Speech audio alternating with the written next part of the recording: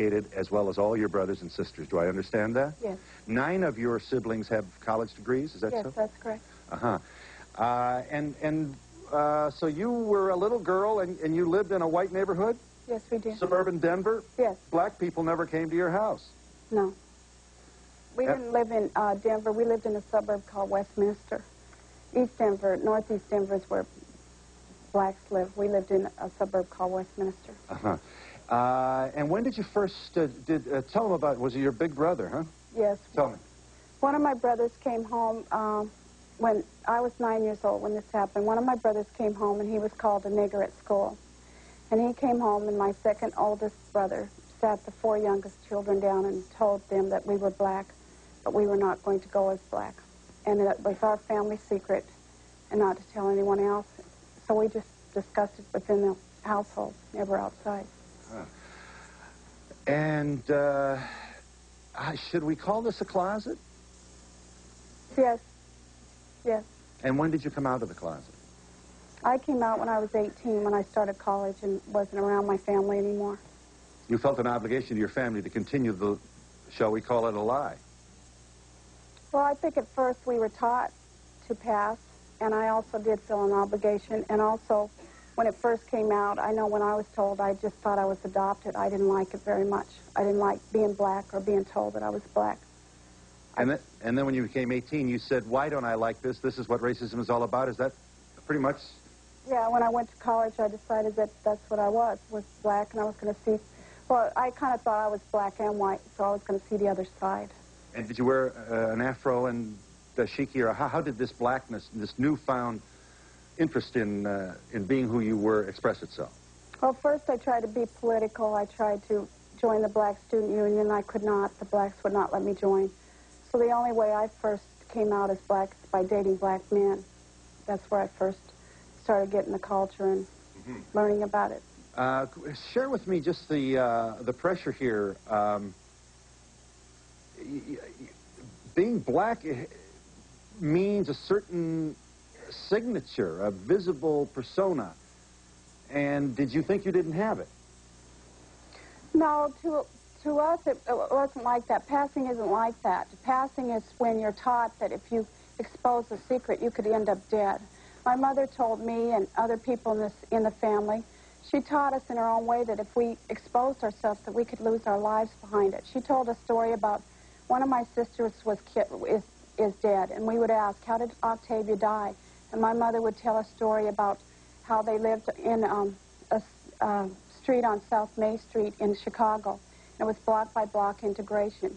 And my parents lived in a white block, and at the end of the block there was a black church. Well, they were going as whites, and the way my mother told it is that some people found out that we were black. They broke out the window. My sister, who was premature, died of pneumonia. So when she told that story, it wasn't to say, you know, what it said to me as a child is that if the secret got out, that we could end up dead. That's the way I took it as a child.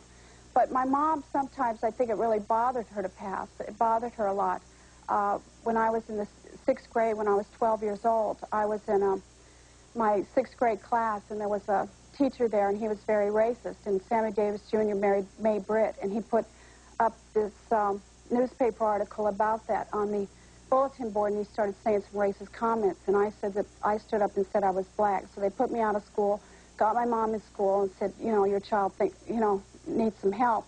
And my mother stood up and said, you know, that we were black, and she got that teacher expelled. So there was a lot of times my mom seemed like when I couldn't keep the secret, she seemed to support me in it. So I think it always really bothered her to pass. And where are you now with this, what shall we call it, dual identity? Tell me your... I don't have a dual identity. I have 2 parents, and both of them are light-skinned blacks.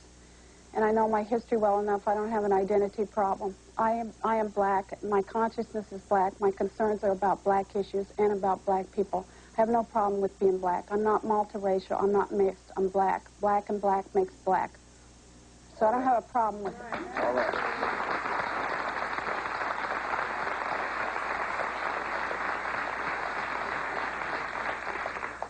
Kathleen Cross, you didn't try to pass. Never My mother, my story is almost the exact opposite of hers because my mother is white and my father is black. But my mother raised me in the black community so that most of my role models, all the people that I loved, everyone was black. And right now are black. It's not a denial of my whiteness, but it's an acceptance of my blackness and who I am and who I've always been. You say all your mannerisms and experiences are from the black experience. I won't say all because I don't think that's true. I think I have gotten a lot of my mannerisms come from my mother. I say things and I've had things pointed out to me like I say I'm going to do my laundry, and that's my mother, and that's not a black term to say I'm going to do my laundry. But a lot of who I am and most of my mannerisms and who I am, the music I listen to. And, you know, I talked about that in the article that I wrote, that I do not adopt white culture as my own. And a lot of white people, I'm sure there are people in the audience who think, white culture, what's that? But if you're black, you know there's a difference between black culture and white culture. And you've been, certainly you've had a front row seat to racism against black people. Oh, certainly.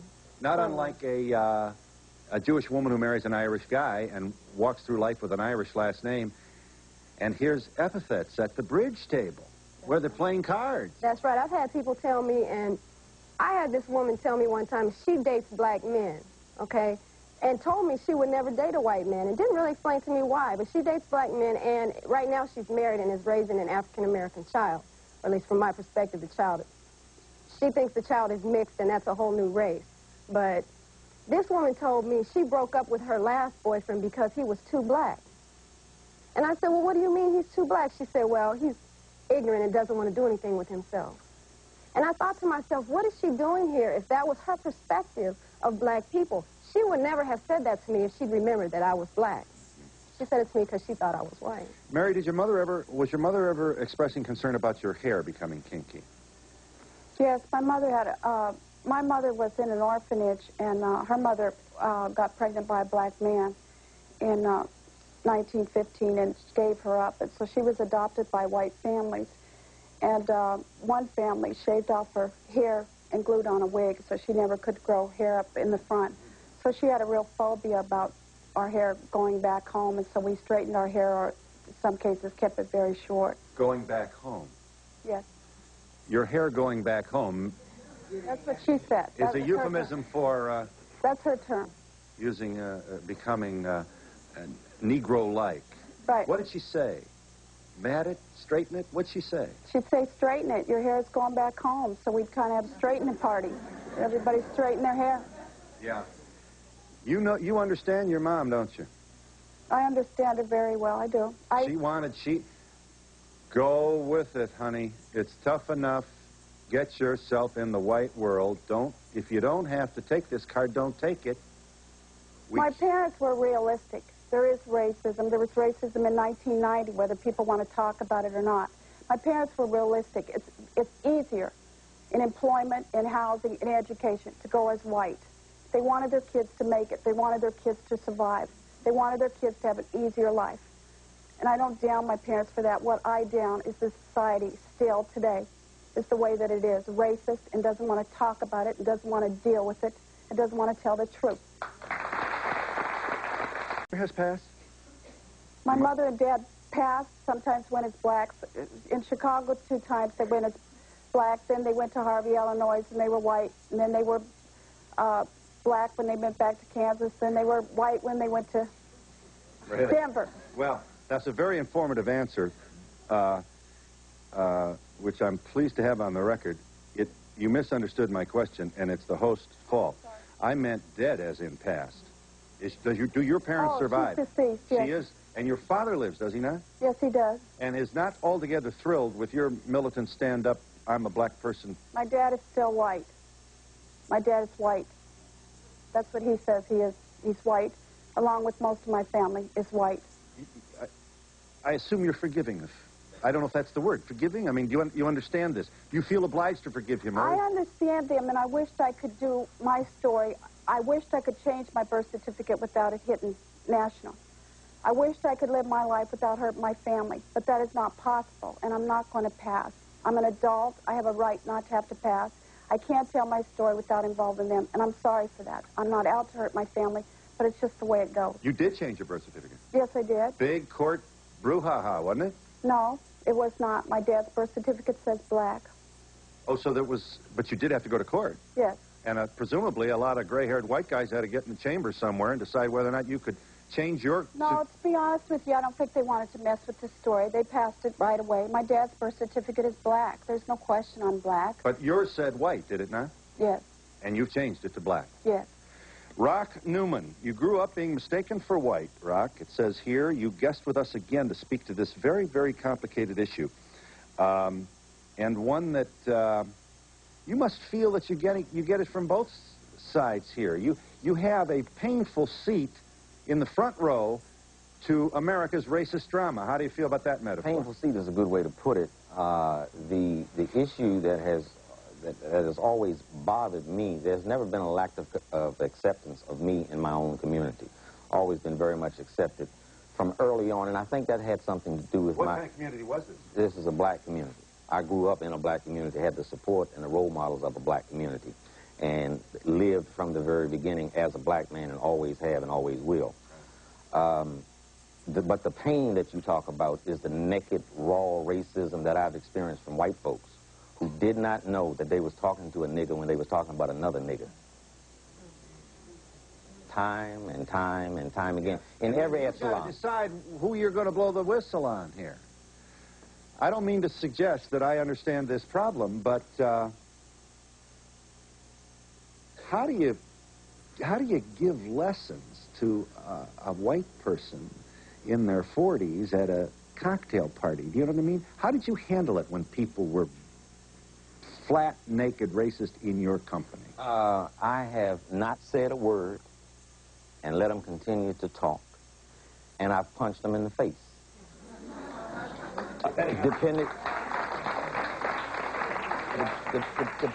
Depending on the particular situation. And my concern really hasn't been so much their education. It has been the embracing of my own community and the uplifting and the teaching within my own community. Yes. I know that the attitude about us is not shaped by our skin color. It's by our attitudes. You know, Bill Cosby is a very dark man and he's very acceptable. Louis Farrakhan is a very light man and he's unacceptable, and it's about attitude. I want to make sure I understand this. When someone is baldly racist in your company, I assume you feel twice afflicted here.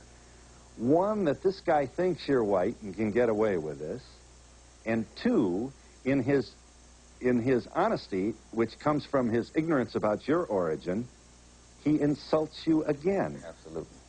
Absolutely.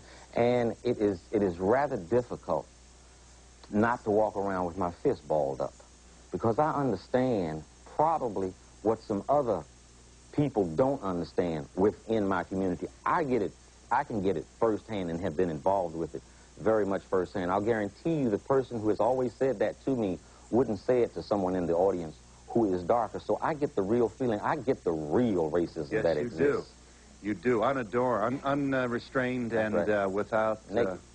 yeah. Are you there, caller? Hi. Hello. Hi, Mr. Donahue.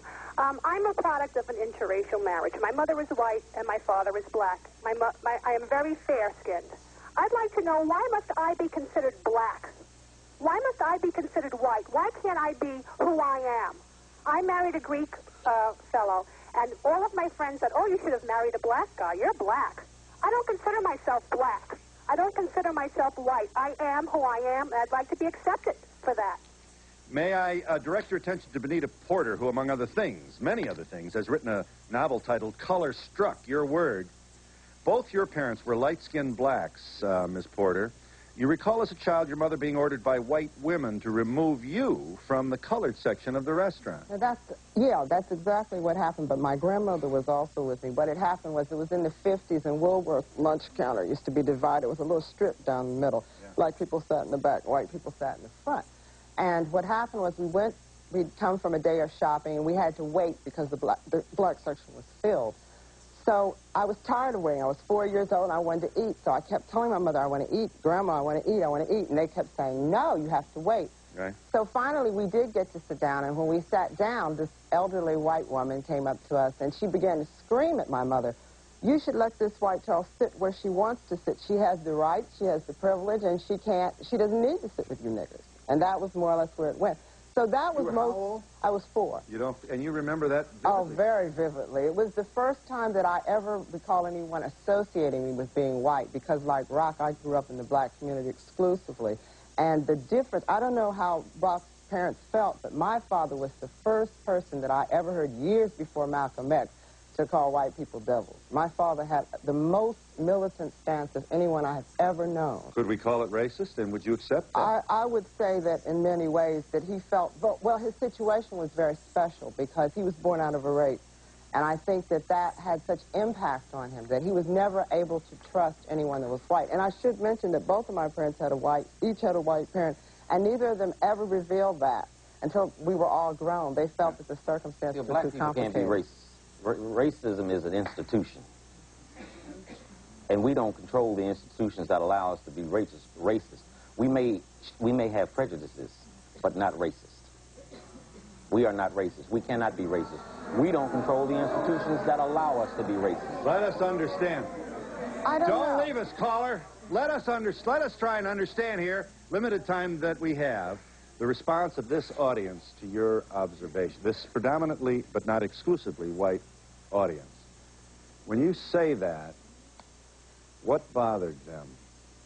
As you know, I'm a brilliant man, and I'm supposed to understand this, but maybe I should give someone here an opportunity to say that. What bothered them? As you know, I'm a brilliant man, and I'm supposed to understand this, but maybe I should give someone here an opportunity to say what bothers them about that. This last comment that the gentleman made, I have a stand-up or say. I believe your name is Mary, the first lady on the left. Well, wait a minute. Did you go ooh and ah when Rock said... Yeah. Tell me how you feel. Well, Mary had made a statement that when she tried to go back into college and tried to get accepted into the black activist groups or whatever, they pushed her out. You don't call that racism? Maybe because she passed, or because she looked white, or because there is a light-skin, dark-skin racism. Mary? I'm not positive. I know what he's saying, but I'm not positive. I think racism is when you have a prejudice against someone based on a stereotype or something. And I think it happens in the black community as well as the white community. I think light-skinned blacks get treated badly in the black community sometimes with the sisters and so on. So I think that you do get treated differently because of the color of your skin, and that's unfortunate. I think black people need to address that in our own community. I think it's a problem. I think it's important, Mr. Newman, to differentiate between racism and prejudice. He does not deny that black people could be just as prejudiced as any other human person walking around. But I think, if I'm understanding you, you're not going to sit there quietly while the white people suggest that blacks are racist because of the extraordinary difference between, in terms of the negative influence of white racism. Control of the institutions that manifest race, in which racism manifests itself. I think I understand that. Would you kindly speak to this woman on the phone who says, "What is this about here? Why do I have to..." I think that she can make her own choice. It might be more difficult when you have a white or a black parent. I interviewed 2,000 people for my book because I was very interested in understanding how everyone felt. I also interviewed white people. I asked them, "How do you feel about me?" I think a lot of the times many people feel a need to identify. We live in a racist society. If it were an ideal world where nobody ever felt any kind of racial prejudice, then she'd be perfectly free to do or say whatever she felt like. But do I sense a sort of, there's a hostility, I think, in this caller's voice. Phil, Tell me. Yes, by all means. Okay, that is my experience. If anything, a lot of white people think, you look white. For all intents and purposes, you are white. Why not just be white? Why call yourself black? Why would you want to be? Right, Yeah, exactly. given Given all the privileges that exist in this country in being white. And when this woman says, why do I have to call myself black, she doesn't have to call herself black. That's not what this is about.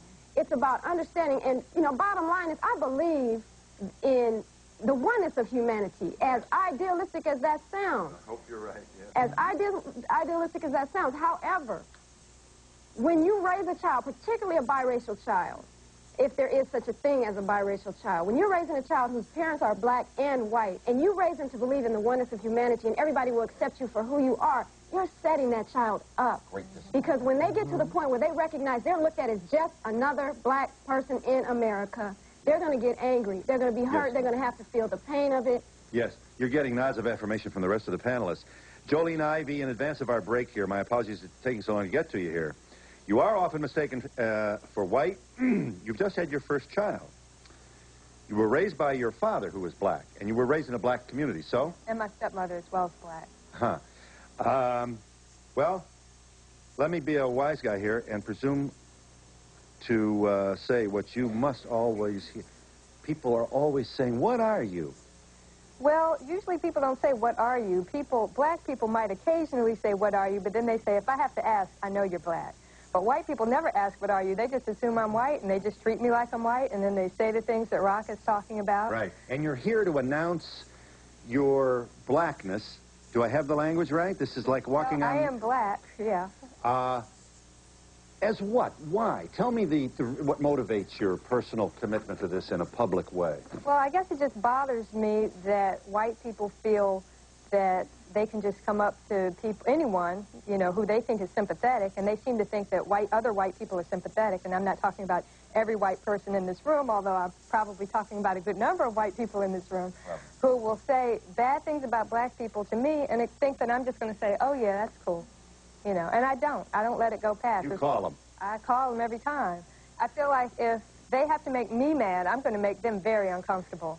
And it might not change what they say, but it's going to change how they behave. Also, she makes a good point about uncomfortable, because I sometimes think that that's exactly what a person like me represents. It makes you uncomfortable, because 99% of black people who look like me don't look this way because of a loving relationship between a black and a white person. Most of this sort of thing comes from slavery and down. My father was born 35 years after slavery, but he lived on a tenant farm where part of his mother's payment was sex on demand. From the owner of the farm, yes. Exactly. Yeah. And she birthed 3 of his children, and my father took the beatings for that white man from his stepfather, who could not protect his wife from this man. So your own research and your own heritage made you even more militant than quite obvious. Absolutely. Militant in the sense that I'm very proud of what I am. I mean, I have no real objection if a person wants to categorize themselves as mixed race, except that I don't see a need for it. I don't understand it. It seems to me that black people are tremendously divided as it is. And to make more categories, and to distinguish, and then also many people who have a white parent don't look white, not at all. They you know, genetics are completely unpredictable. No one knows what will happen. And we'll be back in just a moment.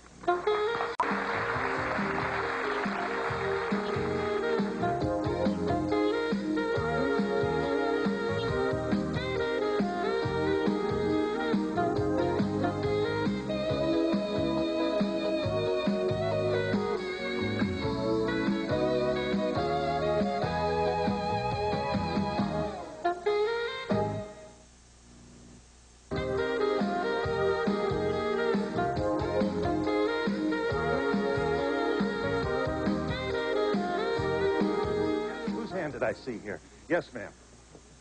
You know, I'd like to comment to the gentleman. I don't think this is that much difference. I'm Jewish, and I've traveled to many places where people have a stereotype about Jewish people, and they look at me and they might make a racist comment about Jews. And I think I could be very constructive in what I say to them, as opposed to hitting them. I could say, you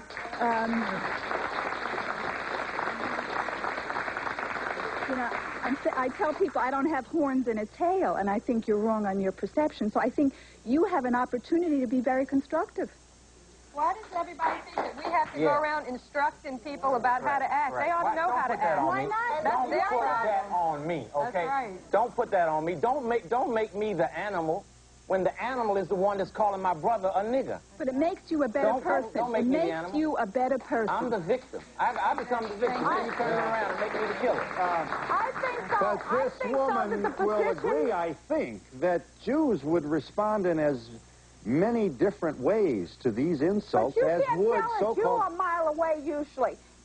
People are always trying to... Let me finish. People are always trying to, whenever you're on a show or anything and you represent yourself as black, or when blacks are talking about racism or talking about an issue, people from different nationalities or foreigners, hey, I come to this country and I make it, why can't blacks do it and everything? They try to take away from the issue. Just like right now, we are here to instruct. We are here to do a constructive thing, just as human beings. But it is not all on us. Part of it is for white people to start facing their racism, and that racism exists in 1990. I can sympathize with this woman. I think that as time goes on, the rich are getting richer, the poor are getting poorer, and most of the black people are in the poor area. Everything hits harder. Every issue. In Harlem, I mean, it's getting worse. And the problem is that these people have to rely on public education, and education budgets are being cut here in New York City. How are we going to educate these people? What's being worse is oftentimes shaped by a racist media institution that I'm talking about, that we have no control over, that portrays blacks in 5 deadly ways that aren't necessarily true: more violent, less educated, less hardworking, less patriotic. All of those things are wrong. It's how we look at ourselves and how we are appraised. If we appraise ourselves through that magnifying glass, that media magnifying glass, we will continue to be in the underbelly. That's just not true. What you're talking about, how it's always getting worse everywhere, that's what's being presented to you, but not necessarily true. And unfortunately, most perceptions of black people in white America is what comes on the tube. It's what you see in the film. And in the past, there was once a time when the only 2 projections for black female were the tragic mulatto and the mammy, the sort of gone with the wind type person. And if my book does nothing else, I hope it dispels the whole myth of tragic mulatto, because I'm anything, but I'm not tragic. And I'm not walking around. I don't need a psychiatrist. I'm completely understanding of exactly what I am. I've never needed. All right? And a lot of people say that to me all the time. You must feel like you're going crazy. A lady interviewed me one time, and she said, you must want to kill yourself every day. I said, I've never wanted to kill myself. I love myself. I'm completely clear on what I am. Are you there, caller? Hi. Yes, hi. I'm a dark-skinned black woman, and I was just wondering, what's all the brouhaha about light skin, dark skin? I think as black people, we all need to get together and try to solve our own problems and stop worrying about who's light, who's dark, who's better, who's worse. But the only thing with that is, if we were in a world that didn't have a box, check white, check black, check whatever. I used to check black and white. I used to try that. Try it sometimes, and they'll tell you pick a race. The computer won't accept in a world both. like that. And I'm not saying that white should be, light or black should be. That's the message that we're trying to say, is we are black. And the black community has got to accept us. The white community has to accept us. What? If you want to be multiracial, fine. But you know one thing about that multiracial thing, if you ask an Italian person, you know, what race are you? They'll say Italian. Black's the only race I know where you have to sit there and say, I'm multiracial. I'm French, German, Indian, and black. So it tells me everybody wants to be everything, mixed, whatever, anything but black. What does that say? Is there something wrong with being black? I think, you know, I saw the audience gets a little upset when the question comes up of racism and white racism and not really being able to associate anything in their own life or their own experience as far as being discriminated against. The problem in this, to me, is that what we haven't addressed and what no one said is we live in a society where every single person in this room is sick with an illness. And that illness is called racism. We all have different symptoms of it. And what I mean by that is we are raised from the time we're infants to believe that white is superior and black is inferior. It's everywhere. It's in our literature. The bad guys wear black. It's everywhere. I have a little girl. My little girl was 4 years old, and I hear her say, I wish God didn't make me brown. And as a mother, I'm saying, what kind of society is this that my child has to wish she was something other than she was? And I have to go, I prayed to God for the answer to give my baby. You know, that she's a beautiful brown child. Not, and here's the answer a lot of people give, yes, honey, you're brown, but you're beautiful, and but you're smart, or no, you are brown. And you know what? I told her, I said, you know what? Some of God's most important things, some of the most important things he created are brown. And we talked about the color brown and how important it was. That's what I had to do for my child. It makes me angry that I live in a society where I have to do that. And the white people in the audience who cannot relate to that, I feel sorry for. because you have an inherent feeling of superiority which no one ever calls you on.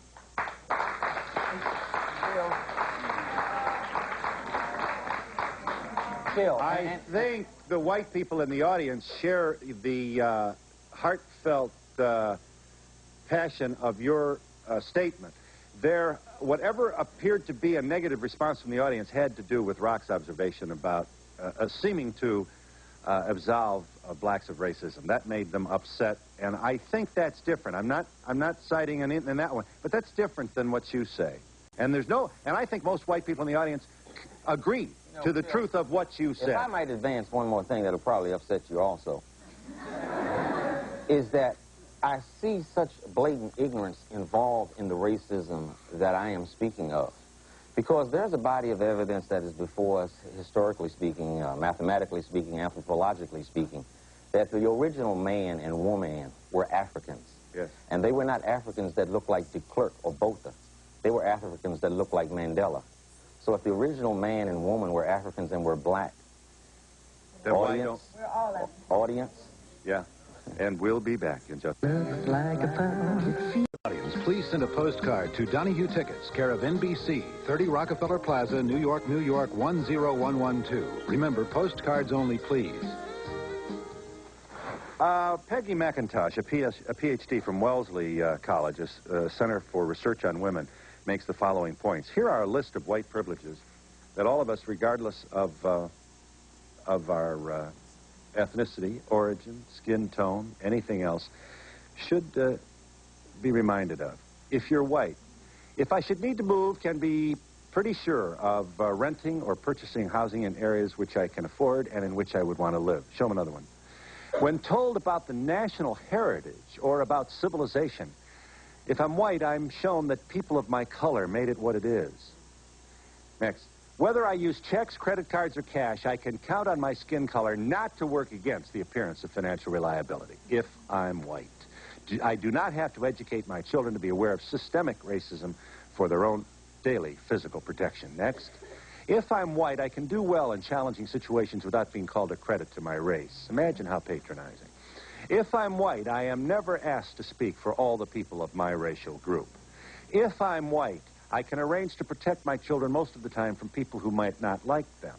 And if I'm white, the culture gives me little fear about ignoring the perspectives and power of people of other races. Want to do that? And I don't have to worry about racism without being seen as self-interested or self-seeking. How revealing that is. Yes? Hi, I'm a student that's going to be applying to colleges very soon, and I was just wondering, it seems that a lot of black students a lot of schools have quotas for the schools, and it seems that if you're black, a lot of times you have a better chance of getting in, and that's what a lot of people are told. Please. Let me talk about that. Please do. Now, if 99.9% of the people in that school are white, that's a whole big quota for white people. So if you all are just going to have one little small amount that you just have to give to black people, God, don't hurt them too much now. Why do you all get insulted by that? The black people get this much while you all get this much all the time. Why does that bother you? Over here, please. I know you're all proud of your black heritage, and that's wonderful. But how do you feel about your white backgrounds? Are you proud of them? Do you wish they weren't a part of your life at all? Well, go ahead. Oh, I'm sorry. Go ahead. I'd like to say that, first of all, it's not, everybody wants to say that it's a denial. You know, if you accept one, you're denying the other. Humanity is one. Mankind is one. As a matter of fact, God created all of us from the same dust. So it's not a denial. It's an understanding of how you arrive at feeling good about who you are. And I think, and what I like to reiterate is that what most white people don't understand is living in a society that says white is better. That why on earth, especially for me, why on earth would you choose to be black when white is so obviously better? If you have long blonde hair and blue eyes, you're the most beautiful. If you have straight long hair as opposed to kinky hair, you're the most beautiful. Everything in our society sets us up to believe that. So yeah, if you think black people are angry about living in a society like that, yeah, black people are angry that society is that way. It's not about hating white people. But you don't have to talk about your whiteness. It shows. Obviously, I have some white in me. I don't have to talk about that. That's like saying we have to have white history in the school. Of course we have white history. We don't have to talk about that. We have to talk about having black history.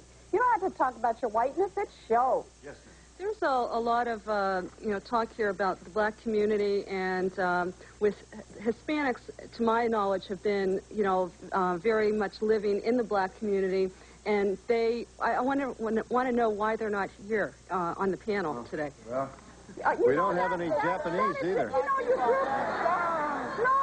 You group minorities together. Minorities is supposed to include everyone, blacks and Hispanics. But the old saying about white is right, brown stick around, black get back is true. At the school that I worked at, they were on the black children. The Hispanics they could accept. White people can accept Hispanics. Not that there's not a problem with Hispanics, but they still are more accepted than black people.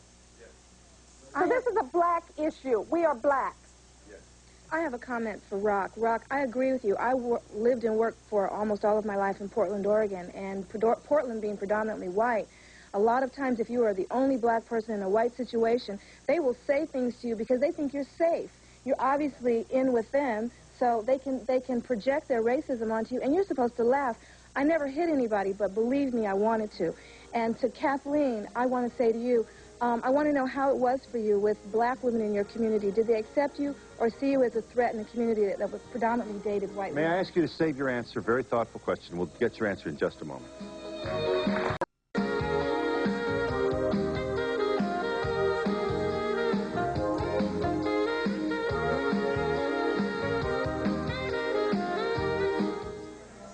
Benita Walker's book is titled Colorstruck. Looky here.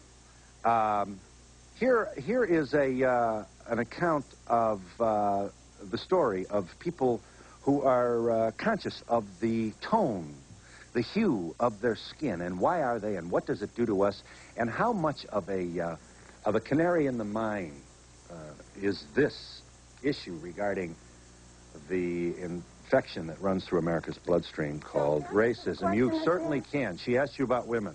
Okay. I like to say that for me, I went to dinner one night with my husband on our 8th wedding anniversary with my 3 beautiful children. And I sat in a restaurant while 2 sisters dogged me out. They dogged me out. What's he doing with her? But you know what? It hurt me. It hurt me. The sisters thought you were white? Yes. And they said, well, what is he doing with her? And I hate that every time a brother, every time I see a brother, he's with a white girl. Wait a minute, though. But for me, it's even more painful because I understand their anger. I understand why they're angry. And so it hurts me because they don't recognize my sisterhood with them. I recognize it, and so I understand where they're coming from. And I sat through the meal not only feeling their pain, but feeling mine, too. And the reason why I understand is because, once again, they live in a society, we all live in a society that says, I must have an advantage by looking white. Certainly, I must want to use it to my advantage. And I do have an advantage. And you hate it that you do, for that reason. I hate it that I live in a society where there is such a thing as having an advantage because of the color of your skin. Yeah. I hate that those sisters, excuse me, I hate that those sisters had to sit there at that table and feel pain because of the color of my skin. I hate that the brother that I talked about in the article that was angry at me simply because my skin was white, because my skin caused him pain. The difference, when he talks about racism, the difference is black people are operating out of anger, out of hurt. White people are reacting out of a superiority. There's nothing for you to be angry at. Why are you angry at black people? Black people are angry because of the oppression. Yes, ma'am. Yes. Please, may I please? We'll get you in, I promise. Here we come. You'll be brief, I know you will. Yes, Phil, I'm an entertainer, and I'm very glad to be here today. And I'd just like to say to the panel and all through the audience, we must stop this hate. We got to stop this hate. I do thank you. Yes, ma'am. I feel very sorry that you're all so angry at white people, because we all do get mistaken for different races. And I wish that you had met other people in your life and besides the people that you've obviously met. Yes, ma'am. I think there's racism everywhere, and you cannot pinpoint it on a particular race, but it depends on the individual. And I think that as long as we keep calling people black and white, that's when racism is going to continue. I know you want to comment. If that happens, you let me know. Okay? We're not making this racism. This panel's not making this racism. This was presented to us. We're the victims. Racism also takes And many you're talking about the light-skinned blacks have the choice really to pass or whatever that they may have it made. You can't really choose when here you know what you are. You really don't have that choice anymore. If you please.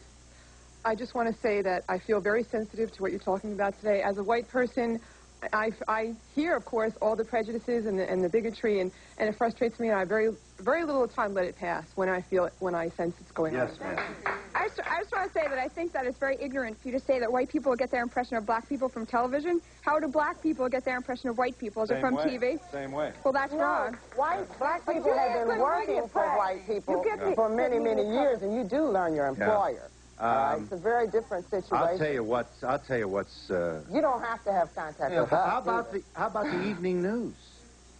You know, all those people going to jail with the coat over their head? What color I've am seen I? a lot of white people there, too. I live in a white and a black community, and I think I'm not racist. And I think a lot of people here are not racist. Most white people don't think they're racist. Most white people do not think they're racist. I think the end of this hatred starts with education in the home, and just to teach your children not to be racist in school. I agree. I almost out of time. Yes, ma'am. Hi.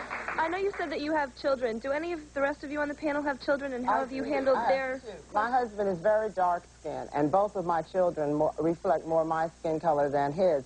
And when we go out together as a family, the entire world stops and looks at us. Over here. Right? My husband is here. And Mine is here, too. Yeah, we have a son who's 10 months old, and he looks a whole lot more like me than like Glenn. And I think that's something we're both concerned about as he grows up. What is he going to have to deal with? Jolene's husband, would you kindly stand? Where are you? There you are. Thank you so much. And Benita's husband. Yeah. Better get up here. All right. I don't want the kids mad at me. Yes, with so little time. Hello. Okay, I was just going to say that I don't think black or white, that you can stereotype or generalize that all black women treat you this way or all white women are this way. I think it's... Jimbo Kohler.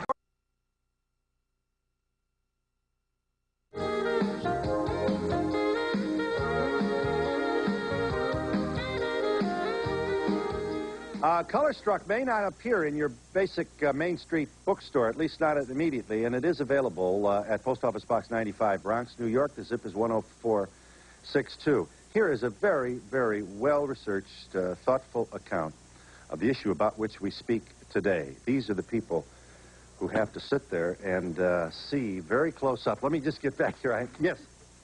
You know, if we don't take care of this racial issue in the United States, we're not going to have to worry about Iraq or any of the other countries blowing us apart. I think it's time to settle it all right now and maybe check the box American next time.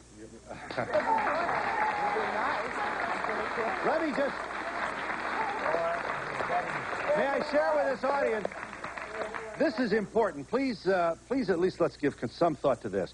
4 million black people have simply disappeared from their records and there is no evidence to conclude that they've died, nor that they have emigrated to other countries. They have merely assumed new identities and disappeared into the white world. Let me get this in. This is Benita's. Benita makes these points in Colorstruck.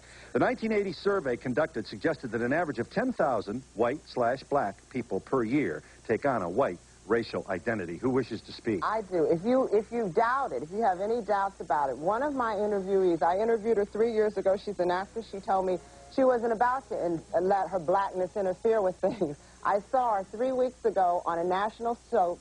She'd bleached her hair, and she's in a hot bed scene with a white man. I guarantee you nobody thinks she's black, all right? And all of y'all are now sitting here trying to figure out which one, right? I see on these shows a lot of people blaming everybody or people who are justifiably victims.